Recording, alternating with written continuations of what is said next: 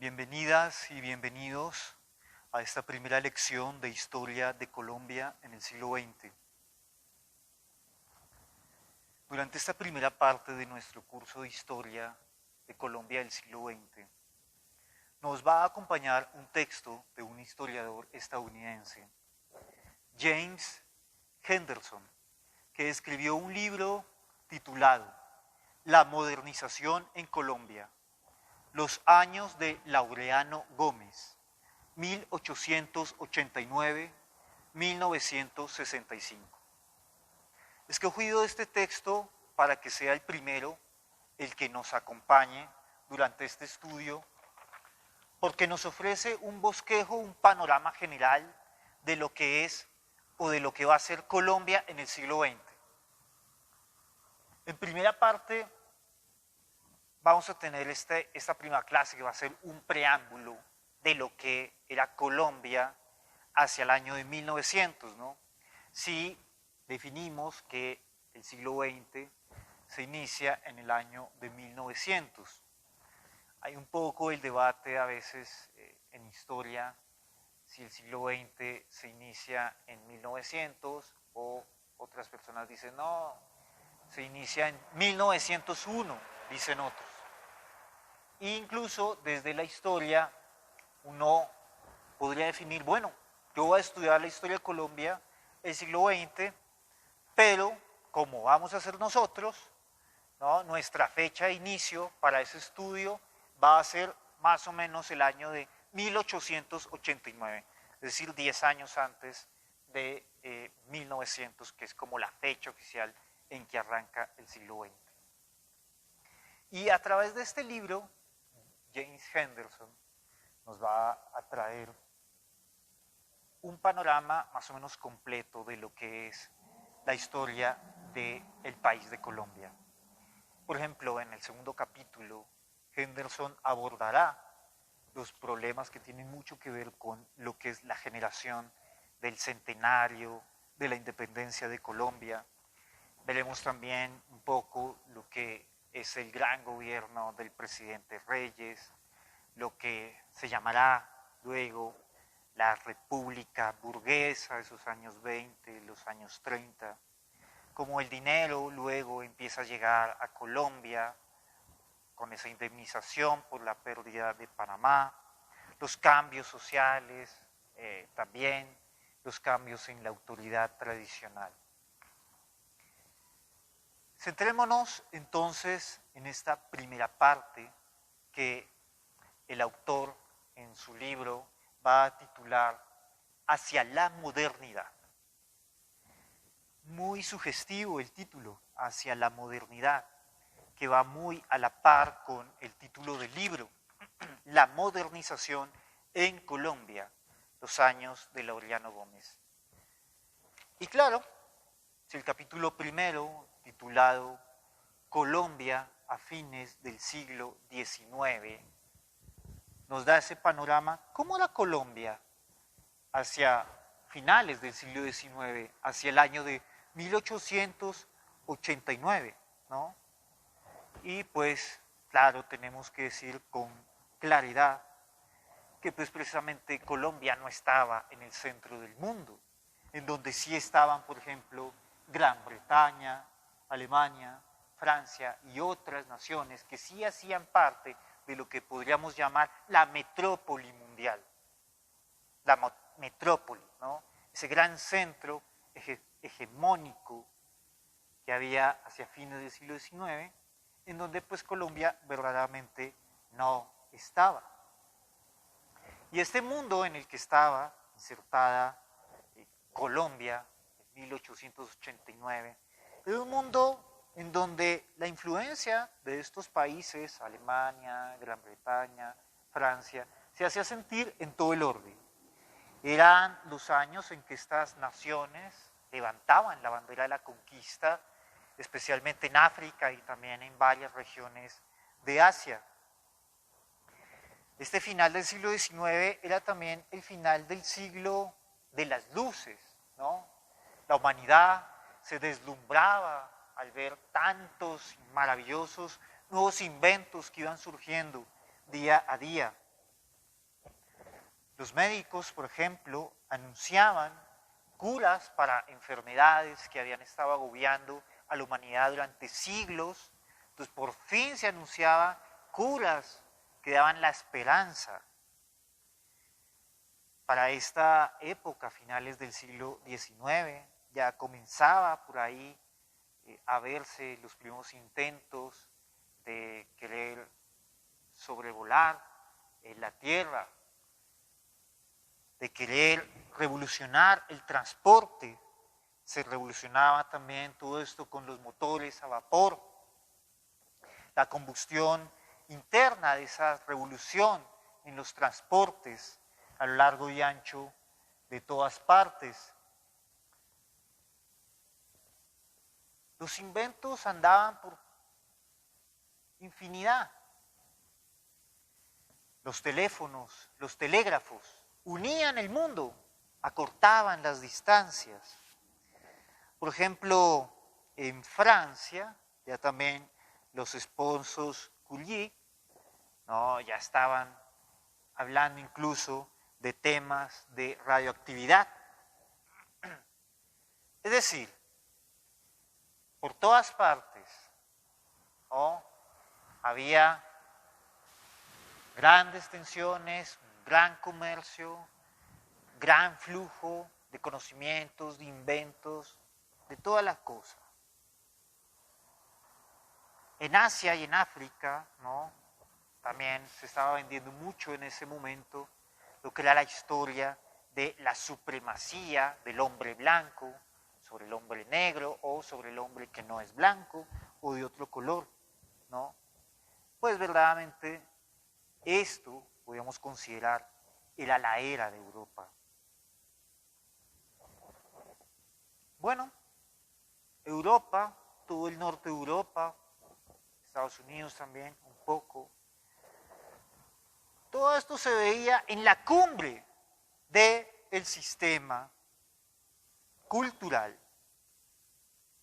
europeo y económico que formaba lo que era el núcleo de ese mundo occidental de aquellos años.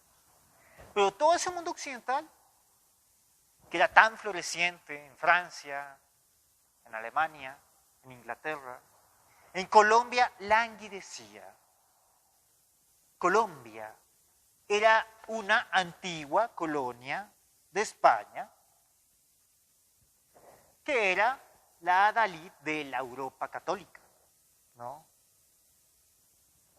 Y precisamente esta España, en su pasado, había entrado en un combate contra la herejía protestante en el siglo XVI y en un combate contra el racionalismo de la Ilustración de los siglos XVI, XVII.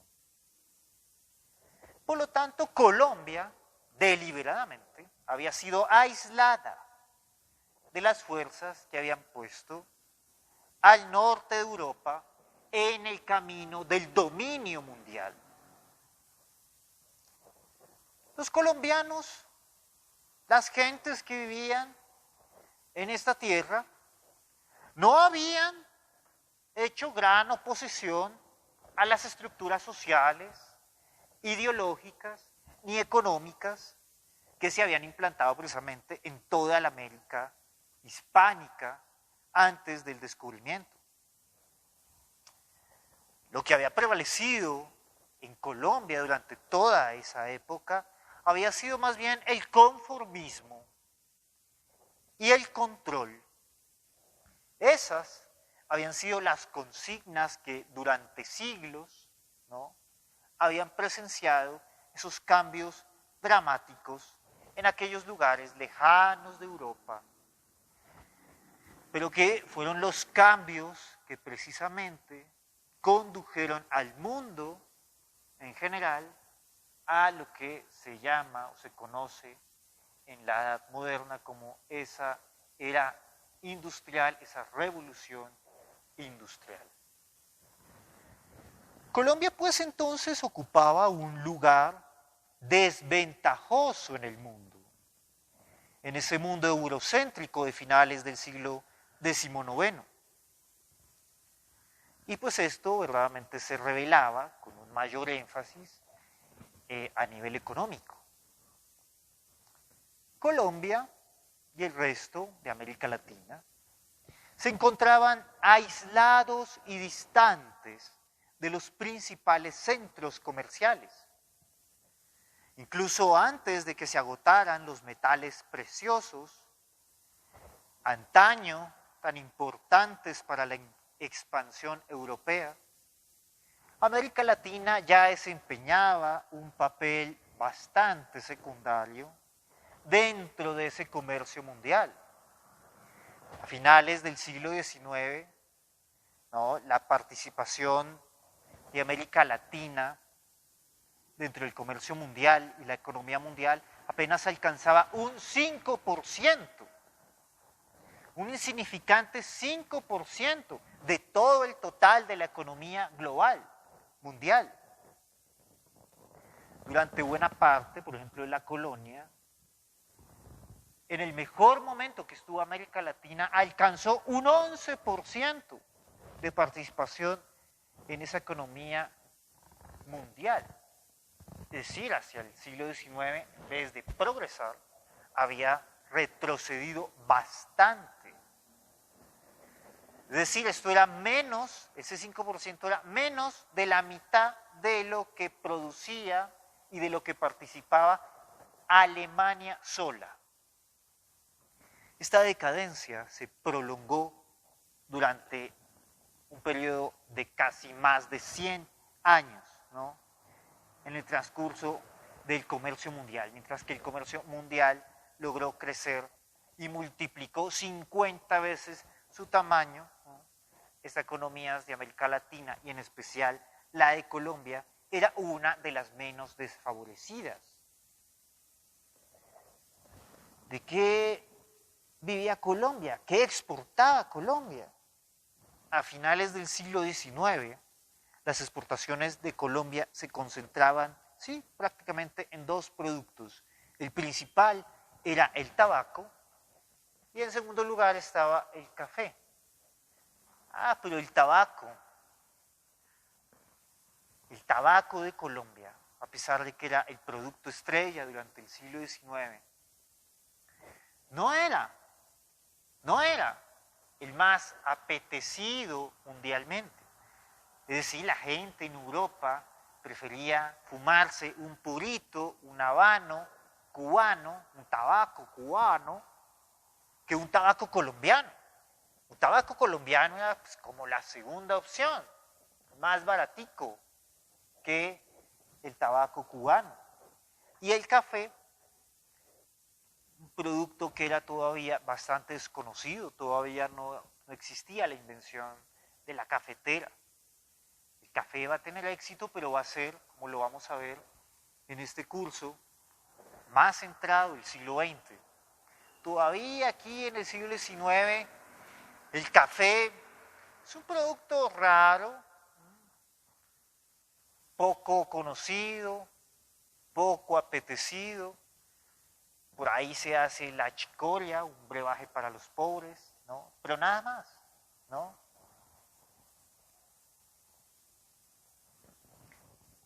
Algo de éxito había alcanzado Colombia con su exportación del tabaco a los mercados mundiales durante el siglo XIX. Había varias razones para que Colombia no tuviera otro producto estrella. Bueno, Colombia carecía de minas. Las minas, por ejemplo, en Bolivia, en Perú, ¿no?, marcaban un poco para que la pauta en estas naciones para que estuvieran un poco por encima de Colombia. Pues en Colombia no había minas. Además, el país tenía otras dificultades, las mismas que hay hoy en día en 2021, que el terreno es quebrado, que las grandes montañas, entonces es difícil unir las distintas zonas, las distintas provincias del país. Otra razón que también sigue prevaleciendo en 2021, el tormentoso e inestable panorama político que había en el país, ¿no? Entonces, todo esto, no había tampoco carreteras que unieran el país. Todo esto hacía que el capital extranjero, la inversión extranjera en Colombia hacia finales del siglo XIX, pues prácticamente no existiera. Así pues, había un gran número de colombianos educados, ¿no?, de postín, que se quejaban constantemente de la parálisis comercial que aquejaba el país. Esa parálisis, decían ellos, condenaba el país y a todos los ciudadanos que habitaban en los lugares, ¿no?, más favorecidos de Colombia, incluso estos que eran favorecidos, nos condenaba a una existencia completamente inapropiada para la época en que vivía. Tenemos acá que incluso vino un escritor en 1863 y nos dejó un escrito bastante curioso. Este es un estadounidense, Helen Deplau. Y este dice: los conciudadanos de Colombia están tan sumidos en la inercia y en un deprimente status quo que habitan chozas tristes e indolentes de tejados todavía de teja, como en los tiempos de la colonia. Es un turista que viene a Colombia en 1863, que ha impactado por la arquitectura del país. Se atreve a llamar que aquí pues ni siquiera hay casas, ¿no? Él dice, aquí lo que hay es un montón de chozas, todavía con la teja española, es decir, esta gente vive en los tiempos más arcaicos. Y efectivamente, la gente que vivía en Colombia durante todo este siglo XX tenía dificultades precisamente para interiorizar un poco lo que podríamos llamar un poco ese ethos liberal que estaba prevaleciendo durante toda aquella época en todo Occidente, que era un poco esa búsqueda de un lugar dentro de la economía mundial.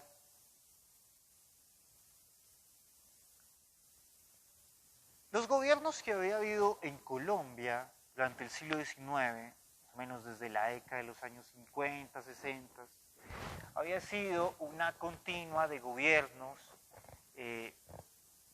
encabezados por políticos del Partido Liberal, por los liberales. Las ideas socialistas cada vez estaban ganando más terreno entre un proletariado urbano, precisamente, que pues había un poco considerado durante largo tiempo a esa filosofía prevaleciente, como una pantalla de humo que estaba ocultando un poco la explotación precisamente de las clases sociales, ¿no? Y entonces vemos que en Suecia, en Gran Bretaña, hacia los años 70, los trabajadores y la militancia de los trabajadores se empieza a declarar como ilegal todo lo que tenga que ver con socialismo, y el movimiento laboral empieza a paralizar la industria también en diversas partes de Europa. Por ejemplo, en las Indias Orientales se entra también en una revuelta contra los holandeses. Los hindúes también estaban como en su primer Congreso Nacional. En la China había un revolucionario, Sun Yat-sen, y pues estaba estableciendo leyes, ¿no? Y las bases precisamente para que se sublevaran el pueblo chino contra la dominación extranjera. Es decir, todo esto estaba pasando en el siglo XIX, a finales del siglo XIX, ¿no? Y en Colombia, pues estas cosas se oían era de lejos, ¿no? En Colombia, ¿no?, prácticamente no había presagios que nos dejaran ver cuál era la era que estaba por venir. En Colombia no había fábricas, no había sindicatos tampoco, no había partido socialista, no había comunismo, no había ni siquiera urbanización. Es decir, todos esos problemas, todo, guerras, sediciones, sindicatos, no sé qué, que se escuchan en el resto del mundo, en Colombia no se oían hablar, porque pues no, en Colombia eso no. Colombia era un lugar distante, lejano del mundo moderno. Colombia era un país sumida en una soledad que no duró 100 años, sino 400 años llevaba de soledad Colombia. En Colombia cualquier hombre ambicioso, cualquier mujer ambiciosa con sueños y proyectos se sentía en su vida frustrado por esta situación. Prácticamente no se podía hacer nada al respecto. Y una de esas personas que se sentía frustrada, ¿no?, con respecto a sus sueños y al querer progresar más en este país, era el padre de Laureano Gómez, ¿no?, un comerciante de modestos medios que vivía en Ocaña, una ciudad del departamento de Santander en el río Magdalena. En la historia del hijo de este comerciante, de este colombiano frustrado, don José Gómez, el padre de Laureano Gómez, es que nos centraremos en la próxima lección para seguir conociendo un poco más cómo era este panorama de Colombia hacia finales del siglo XIX y poder adentrarnos plenamente en la historia de Colombia en el siglo XX. Si te ha gustado este video, pues no te olvides de suscribirte, darle a la campana para que te lleguen todas las notificaciones, darle like y compartir este video. Nos vemos en la próxima lección de Historia de Colombia, donde entraremos a conocer esa figura de Laureano Gómez y esa Colombia finales del siglo XIX e inicios del siglo XX. Muchas gracias. Chao, que estén muy bien.